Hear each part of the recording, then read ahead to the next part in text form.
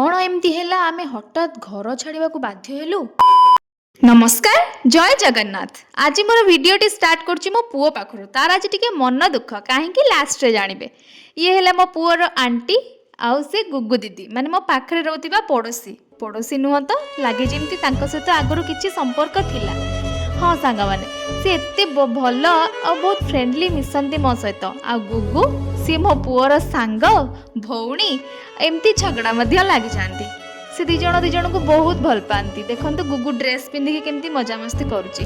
जितेबाला मु फास्ट आसिली से maximum time मो पुओ ता आंटी पाखरे ही रुहे। आ हाँ सतरे ता आंटी बहुत भल बहुत फ्रेंडली। आमे बहुत कम दिन रे एते भल से मिसी गलु जे सब कथा आमे प्राय शेयर करू।